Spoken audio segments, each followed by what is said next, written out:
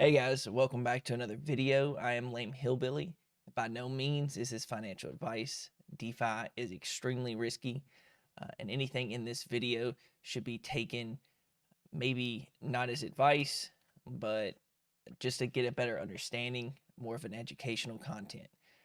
With that, we are talking about Avalanche, the entire ecosystem, not just the coin, why I'm so bullish on it, and why I chose to build on it in general. And maybe after this video, you'll get a better understanding, and hopefully you get on board with the same reason why I think it's the top 5 chain. And let's see what happens. So obviously, Frozen Walrus is built on Avax. I've always been a big believer in Avax for about a year now, ever since it was actually around the prices that it currently is. And that was when the VCs were still had a large quantity of them. So I have a lot of documents to show you and a lot of different protocols and a bunch of different categories. And I'm going to maybe not go into depth with them, but I will cover them briefly and explain what they do. And maybe that helps you, if you're in AVAX and you want to find something for maybe yield farming, auto compounding, leveraging, tune forks, whatever it is, I'm going to try and attempt to show you as many different avenues of DeFi platforms as is available on the website. Is there more? Of course. But these are the most popularized and the ones that I trust the most. So these are the ones that I feel comfortable showing everybody. So we'll go ahead and go to the desktop. And I want to show some quick stats about AVAX real quick. So firstly, this is obviously all on AVAX's website. Some of this stuff is pretty true, and then others are kind of like embellished a little bit, in my opinion, to make it look a little more drastically better. So obviously transaction throughput, this is how fast transactions can go through per second. So transaction throughput, the TPS stands for transactions per second. Bitcoin, of course, being the OG and the slower model, was at 7 transactions per second. Ethereum doubled it, one like Polkadot, which I know nothing about. And then Avalanche boasts an infinity TPS with subnets. And so what they're saying pretty much is that the way that they've produced these subnets, which are like small AVAX ecosystems in itself, which locks up a small supply of AVAX each subnet created, then you pretty much technically throughout the entire ecosystem of AVAX, even though it's kind of like an arm away for a subnet. So like I could create a subnet for an entire tomb chain that uses like our peg token as the gas. But mainly you would have to use, you'd have to use AVAX to lock that subnet up. But the amount of those that could work off of AVAX, the amount of subnets technically make it as many transactions per second as humanly possible, right? Or as computer possible. Transaction finality, this means like whenever you click complete on a transaction, how fast does it come back through on your MetaMask and show confirmed transaction? Bitcoin, again, the OG, 60 minutes. Ethereum, obviously 10x less, 6 minutes. Polkadot, 1 minute. And then Avalanche is less than 2 seconds. Is that all the time? No, but this is the fastest it can be, and it actually is the truth. AVAX, when I first got into it, had the same gas fees as we currently see, and the transaction speed is just phenomenal. It's one of the reasons that I really fell in love with, because I had used Ethereum briefly before that, and it felt like, and I actually used Matic a lot too, Polygon, and it felt like a lot of the transactions were hanging up. I didn't know if I should speed them up or just let them set in my MetaMask, and it felt like AVAX was just really crisp and fresh, and you clicked it and it just worked, right? So I really like that effect of it. Energy efficient, says yes. CPU optimal. Number of validators, I really like this because this is one of the reasons that I really love Avalanche, is the amount of validators really show decentralization. So the more validators, the less likely things could just drop off or be turned off, similar to how Solana has like 3 main validators, and if those are turned off, and I could be misspeaking, I don't know it to a certain extent, but I do know Solana got turned off. And so things like this in Avalanche, it really is decentralized. There's thousands of nodes, and I'll actually show you the node list. And they boast for Ethereum, Polkadot, Bitcoin. And some of those work in different ways because, of course, Bitcoin is proof of work, not proof of stake. So the validators are a little bit different in that category. Proof of stake obviously is more energy efficient. And then they have a safety threshold, which 51%, 51%, and then Avalanche is 80% parameterized. That's pretty much, I think, how many validators can be turned off with the the ecosystem still running efficiently, and still be decentralized and still have finalities on all the transactions. So that's kind of how it works. And I think actually, I retract that statement. I think this is like the safety threshold for if there's a amount of people that own over 50, someone has to own over 51% of the total miners in the entire world to control the network, which is almost impossible for Bitcoin. Polkadot, much less. And then Avalanche, no one's going to own 80% of these validators. It would cost an astronomical price. Could it be done? Sure, but it's likely not to be done because more validators can be created. And I could be misspeaking, but as I understand it, that's what the safety threshold is. So that's pretty cool. It's a little bit of a comparison to some of the big boys with Avalanche. And then just a quick brief rundown. Obviously, we know that Avax's price is down. Market cap is at 4 billion. Volume at 656 million. 656 million. Sorry. I'm just waking up. Staked 66%, which is a pretty good metric. And number of wallets 1.9 million. If you didn't know, every bit of Avax's gas is technically burned. And there's a lot of people that talk about the inflation rate of Avax being really high. And I have a screenshot of somebody from Aave Labs in Discord that kind of speaks about that, because people are saying, oh, Avax can't do this or that because the inflation rate's too high, right? And when the inflation rate's too high, then there's not enough buyers stepping in, especially in a market like now.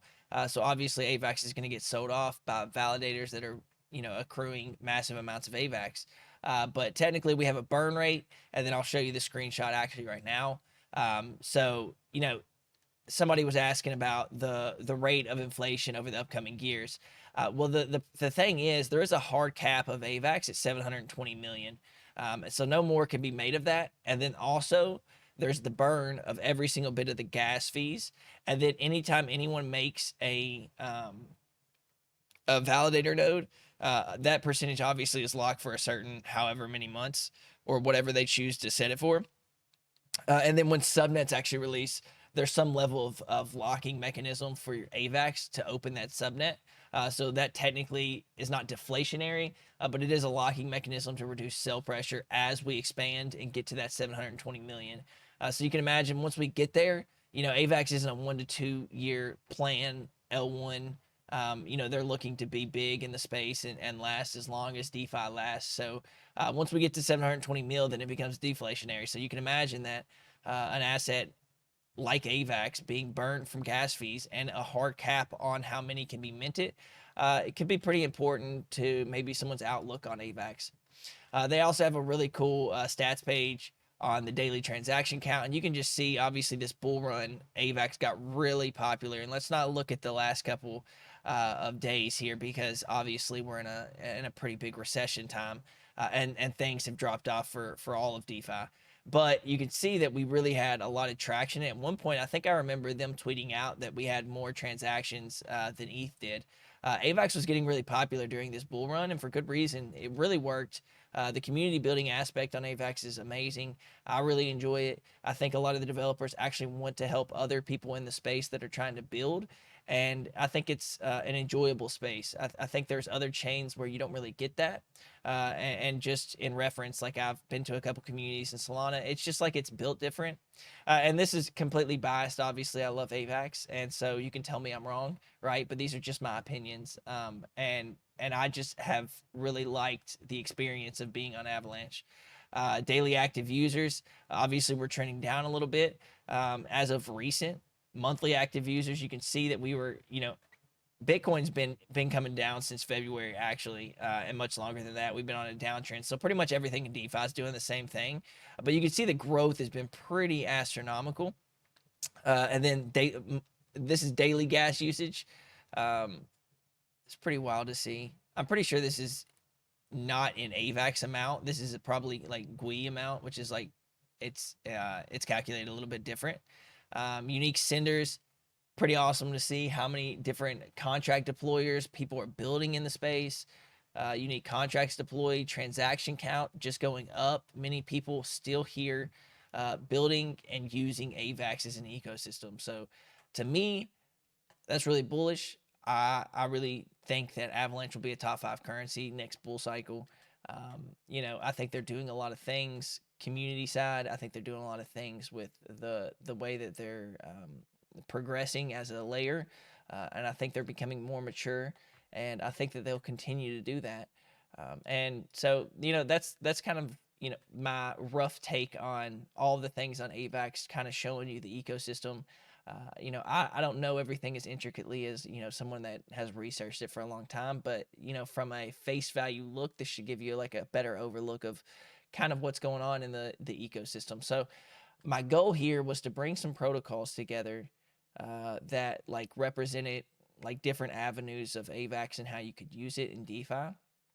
And so I'm not going to go into detail about what they like intricately about how to use each platform, but I am going to go over kind of some of the popularized platforms that you see on normal DeFi, and then explain my thoughts on it. So obviously auto compounders are a big thing, and some of the most popular is probably Yak and Snowball. They've been around since the beginning. As far as I know, they've been here forever. The TVL for Yak specifically is about 50 mil. And they just take, and so what auto compounders do is they take a collective group of people's like LP tokens or single stake assets, and they put them into platforms like Trader Joe, and they use their accumulated VJO, which is something that pretty much boosts yields.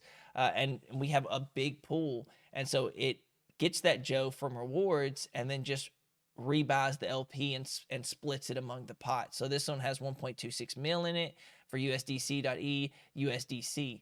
The important thing about auto compounders comparatively to just farms is it's APY and not APR, because it's compounding on itself. So if I went to Trader Joe and did all of this, I would be getting 11. I would probably getting around the same in APR, but you would just get a static amount because your rewards are just accruing. And this takes your rewards every couple of hours, sells them into your same LP, and then puts them back in. So most people that are watching me probably know what auto compounders is, but if someone finds this video and doesn't understand, that's kind of the benefits of an auto compounder. And so YieldYak, they have a good platform. They have a lot of different farms, from Platypus to Trader Joe to a bunch of really some of the most trusted farms that's in the space. And they give you pretty good returns. I think I'm using the USDC Avax one. Yeah, I have about $2,000 in there. And I'll just click into it and I'll show you kind of the dashboard. So obviously my TVL amount, it shows me my original amount, and then I really like this. It shows you the performance. It shows you what you would be getting as just JLP tokens farming, and then what you're getting through this. So it's really cool to see the breakdown. They even have more charts about the growth. And I really like it. I've been using it for a little while, and I think that obviously YieldYak will be here to stay. They have 50 mil TVL, and I don't think it's going anywhere. They do have some of their own boost, where you can buy YY Joe, which is YieldYak Joe. I have not used this feature yet, but I assume it's another boost to their already boosted farms. So that would be really cool. I might look into that, but that's about as far as I'm going to go into these protocols. So then we have Snowball. And I've actually used Snowball for quite some time, and it's actually how I found Wonderland Time before the whole debacle came out. I found it through one of their pairs. Again, this is an auto compounder. It uses the same technique. It gives you, rewards, and it uses a collective pool to pull together large amounts of LP, and then breaks it and send it to everybody that's staking in there currently. Again, I found a lot of cool new protocols like this early on in Avalanche, and that's actually how I got into Time. It had like 700% APY, and there was like 40K TVL, and I was like, yeah, that sounds pretty nice. So I just went ahead and did it, and I was making a lot of money on it. And then I was like, well, let's look up Time. And so then I looked it up, and I think Time was like 2,000 at the time, and I went ahead and bought into it. But that's really cool about situations like auto compounders and stuff. You may be exposed to some cool protocols that you didn't know about before, and so that comes with a risk, obviously, but you can also find some really cool stuff. And so just make sure you're mindful of the TVL in these. If they're really low, try not to put into them. You want to look for ones that have like other people in them. You don't want to be in there by yourself. That's probably a good indicator of, unless it's brand new, it's probably a good indicator of like the traction of that coin. And you probably don't want to do it. So, you know, Snowball does a lot of the same things that Yield Yak does, but they do have a mechanism for their Snowball token where you can stake it and you can vote on the allocations of boosted farms. And they have stuff like that. They also have like a little NFT marketplace for some of their stuff. You know, these are some of the OGs in the space. Yield Yak and Snowball. They both have really good communities. They really, I guess, take in DeFi as a whole and decentralization, and they really let you vote on the upcoming. So are they, you know, Snowball, I think, has about 3 million total value locked. You know, there's been newer, flashier things come out. Obviously, they're kind of put in the back burner. They also run Axial, which is like a stablecoin swap, and then stablecoin yields. You know, they're doing a lot of things, and I think that, you know, I really like Snowball and the team, and I think they're going to be here for a while, regardless of what the TVL is. It's just another platform that you could use if you wanted to. And I think next is going to be the most complicated section, which is going to be like lending and borrowing. So I actually have two, and I know that people have heard me talk about Yeti Finance a lot. And I wanted to break it down exactly what you do in Yeti Finance, right? So what Yeti Finance is a borrowing and lending platform. But where most borrowing and lending platforms is that you borrow tokens at an interest fee and you lend tokens at an interest fee, but you get money back on the lending. You're obviously paying an interest rate over time for borrowing. Well, Yeti wanted to do something different, and they've been developed since like November of 2021, right? So they've been trying to come out for a little while. They've done a ton of audits and security features to make sure this works. And it does work. I've used it. I've had it Trove for a little while before I actually recently exited it. But so what you do, what this platform is it pretty much makes a new stable coin called YUSD.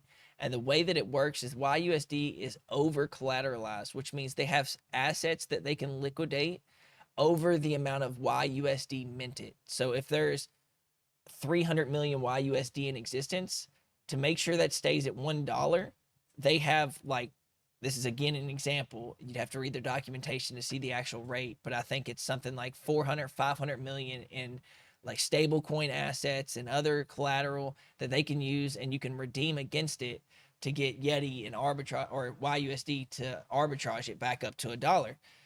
Similar to what MIM is, if you guys know what Abracadabra is, it's pretty much the same system. Again, the only difference is you pay a one-time deposit fee. And another great thing about Yeti is that you can actually loop. So if I put in 4,000 of USDC, I can get, I think it's like 3,900 YUSD. Well, then I can take that YUSD, buy more USDC, and then redo it. And that's called looping or folding. And I can keep doing that. And on my original 4,000 USDC that would normally get like 3% APR, I'm now getting 30% because I've looped it 10 times on my original $4,000 position, if that makes sense. So I've pretty much looped the same currency over and over and over again. And so what's the risk is that you could get liquidated. It's very difficult to get liquidated on stable coins, but is it possible in conditions like these? Yes. So it is risky. Leverage trading is risky. But this really isn't leverage trading. It's more leverage farming. And if you're doing stable assets, then it's really not a big deal. But obviously there's all kinds of things you should read up before you ever take on something like leveraging. And I like that. And another example of something that I really like is that they have assets like QI USDC. And so that's like when you deposit into BenQ, which I don't actually have up here, but that's more of a staking, a single staking. So I can go stake my USDC and get a mild 2% APR, right, a year on my USDC, which is pretty decent for a stable coin because you know it's not going anywhere. You actually get a receipt token called QUSDC, and it's one-to-one representation of your USDC that's staked in BenQ. So you're getting that money from the staked USDC, and then you get a receipt token. So you'll be getting the 2% regardless. And then you can use that as collateral and then get more YUSD for your QI USDC, right? You can get more YUSD, go buy more USDC, stake it again in BenQ and fold it like that so that your APR in BenQ is higher because you've put more into it. And then also you're getting, APR on your YUSD through Yeti. So it's really powerful to do this farming leverage. And they have a ton of different assets that you can actually stake that are like receipt assets, I guess you would call them, where you've deposited them. They're interest-bearing assets. And so Yeti is a really, really powerful tool. I love it. I love the team. I think they're extremely smart, and they're wanting to be a independent stablecoin native to Avax that everyone uses. And I really like it. They've had some trouble because they launched in a very difficult market, right? And so, they've had some rough goes at their farming token and some other things, but they haven't quit working. They're developing new things. So it's really cool to see. I really like it. I think Yeti is going to be here to stay, and I think that you'll see YUSD come into more and more situations on Avax as a native currency. So really excited for that. And then again, with borrowing and lending, there is Aave. So Aave is similar to Yeti, right? Aave's huge, and it's actually on several different networks, but they've recently, I think, came last year to Avalanche. It's in the exact same situation as Yeti. Instead of paying a one-time fee, though, you actually have to pay, a yearly APY or whatever it is. And that can go up or down. And there's a health factor that you have to watch out for in case AVAX gets too volatile. So you can actually see here that I can deposit AVAX, WAVAX, USDC, and then I get, for depositing these as collateral, I actually get 2.14% APY. And then I also get, this is for AVAX Rush, they're giving 5.88% extra for depositing AVAX. And you can just deposit it and get that 7% regardless of borrowing it as collateral. So I can just supply this and get that APY and never borrow anything. But you do have to lend something to borrow against it. You do have to have collateral. And so if I deposit this for 7% and then I pull this, you can see that I'm actually making money by borrowing like something like DAI or USDC because of the APY is not that, it's not that high right now. So technically, because AVAX has been so kind of like up and down, so it's risky to do that. So what they do is incentivize it by making people deposit collateral on it. And that's pretty much in a gist what Aave is. And the difference mainly being is that you pay over time instead of a one-time upfront fee. Both really good platforms. And you also don't just get YUSD. So in Yeti, you deposit and then you mint YUSD, which is a stable coin that you can do things with and trade with. Aave, you just deposit collateral and borrow against it. So, there's some really cool things about Aave and Yeti. If you're interested, go read them. This is by no means an expert advice on any of that, right? And if you know me, I love tune forks. And I'm going to shout out Frozen Walrus. So firstly, we can talk about Frozen Walrus. I think Frozen Walrus has been really stable in these market conditions. Will it always be? No. But it is right now, and we continue to build deep liquidity. Right now, you can buy an asset, Walrus, which has been around $1, and then USDC, which is always $1, and you can get 8.85% daily on that, represented in Walrus share, which could go up, could go down, but it's a really good avenue. And I have tons of videos on the channel for how to get into Frozen Walrus and stuff like that, so I'll leave it at that. But similar to that, Grape is also pegged to a stable coin, and they're huge. They have over 10 mil TVL. We work hand in hand together. All of their farms are similar to ours, where you get around 1%. Or just below it, and that's represented in their wine token, which has been really successful. So both of these are kind of what I would consider the tune forks on Avax. Of course, I don't have Piggy up here, but Piggy is up here, but they're currently, I think, under peg. So I just wanted to represent obviously Frozen Walrus and my partner Grape Finance for another avenue of farming on Avax. you know, do your own research. Make sure you look up my videos and stuff like that. And then I wanted to show kind of the power of Platypus and Vector, which kind of work hand in hand. Platypus is like a stable swap pool where a lot of people deposit different stable coins and you get good returns. And by good returns, I mean around, you know, APR of 2.5 to 3.4 on USDT and 0.9 to 1% based on how many people are deposited in these is pretty much. So, you know, what's good about these is that this is what you get normally across DeFi. So Platypus actually has liquid curve staking for their native farm token, which is Platypus. So what you do is you stake Platypus. You'll have to go buy it, you stake it, and then you get linearly vested VPTP until you unstake. If you unstake any amount, that VPTP actually dissipates. It just, you know, you can't trade it or anything, but if you were to ever unstake, it just goes to zero. And so then you don't get the boosted rewards. And so what it does is whenever you get into this, if I had been staking Platypus for 6 months, I'd be pretty close to halfway maxed out of my VPTP.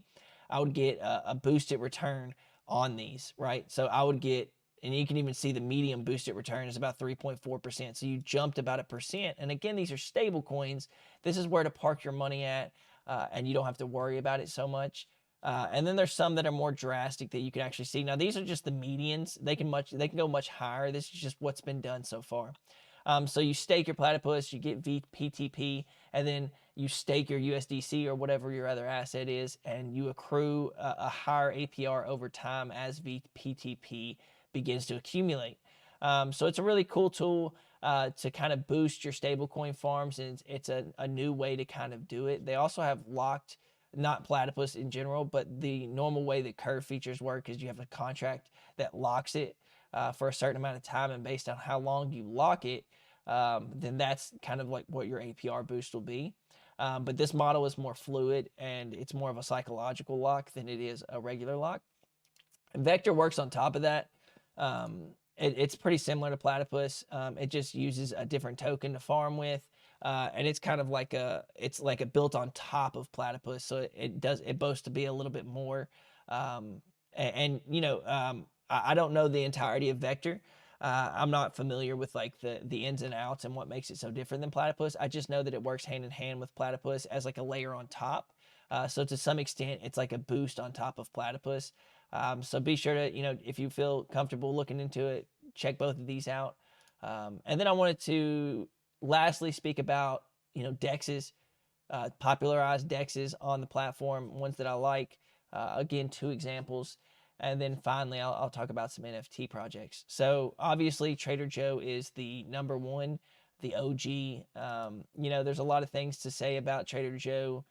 They're building, they're constantly shipping, but there's so much UI troubles that I have with this platform. It's very frustrating to use because I feel like they could really up it. I feel like, you know, UI-wise, they could really up it. But does it work? Yes. And it's where most of the liquidity is hosted on Avalanche, honestly. There is Pangolin, but it's since been kind of left in the dust by Trader Joe, taking about 80% of all liquidity, I'm pretty sure, hosted on here. So, you know, it's going to have the most, obviously, right? It's going to have the most liquidity, where most of your trades are going to get routed through if you use any kind of aggregator. It's just kind of what it is, you know. Trader Joe has kind of set its foothold on Avalanche, and I don't know in the short term that anything will ever dethrone it, right? I do like a healthy competition because I think it puts a fire under some of these, you know, over Trader Joe's. But because I've tried to work with Trader Joe, I think, you know, they mean well, but they seem to only work with like bigger people in the space. And it is kind of frustrating to get your token listed. And I understand why they do that, but I wish they would have a process that was more formalized, so that people, you know, smaller, such as myself that runs Frozen Walrus, would have like some type of level of communication.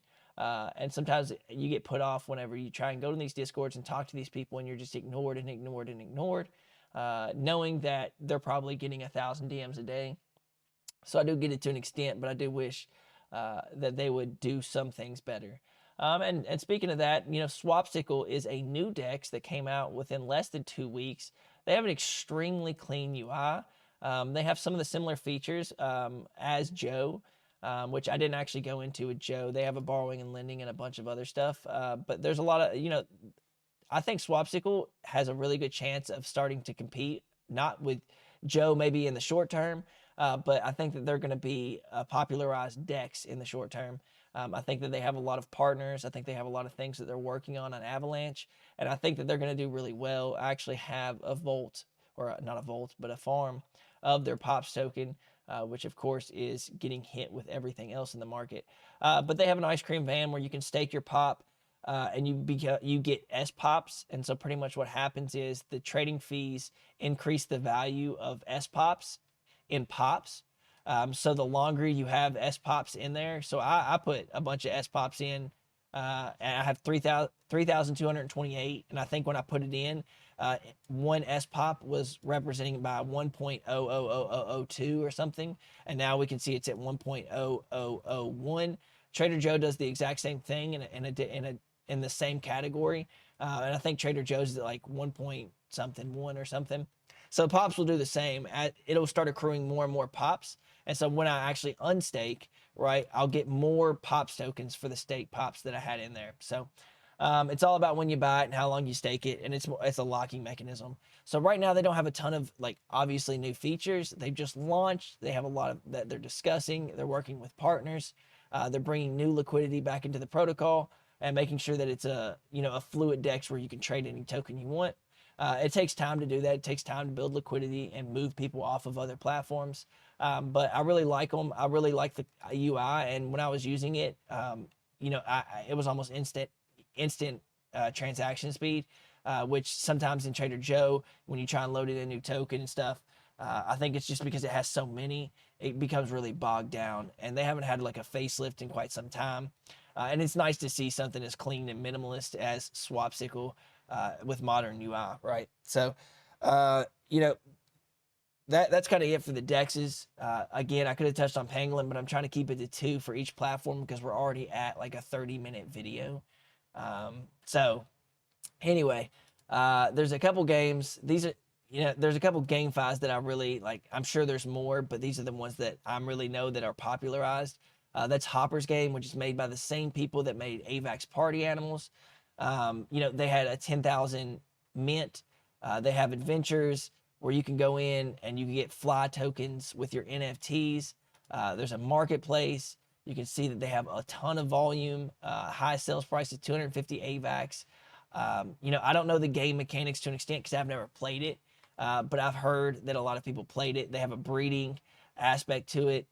So there's a lot to do with hoppers, and it's that GameFi scenario where it's risk versus reward, upgrading versus selling, tons of stuff like that really make it a fun event. I like GameFi a lot, and I used to be into it more when I wasn't a project owner, and now I don't have time for it, right?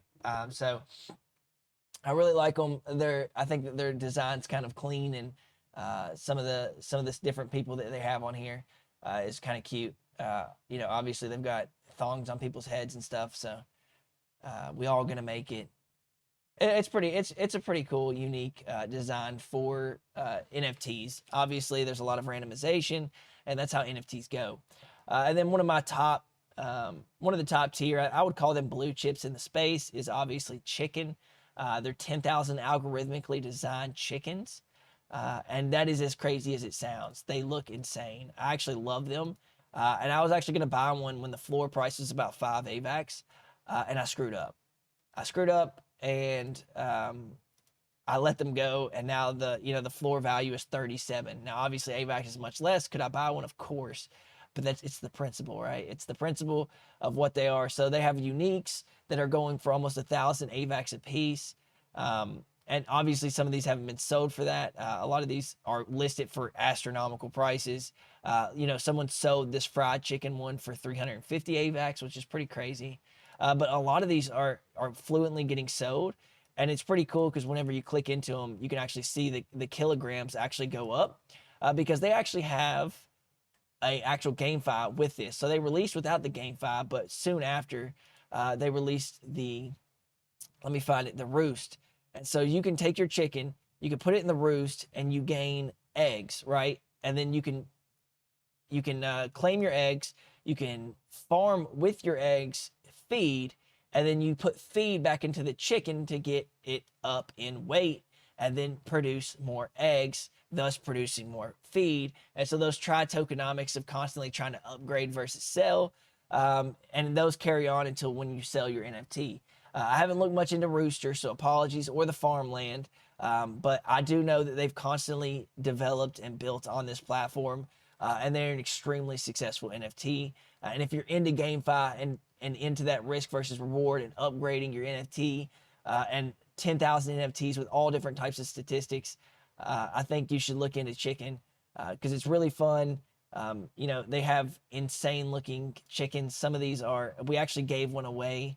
They really have some funny designs, and it's a fun platform. Their Discord community is really active. I like it a lot. I love Chikn. So so go ahead and check it out.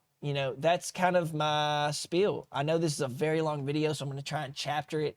I'm sure it's not the cleanest, but I did want to get a longer video about Avax and the ecosystem, and hopefully, you appreciate it and can take something from it. I'm by no means an expert, but I have been in the Avax scene for quite some time. So maybe if anything, you don't take my advice, but at least you learned about a new project that could be helpful for you. The only thing that I really recommend researching hard, because auto compounders aren't a big deal, is the leverage side.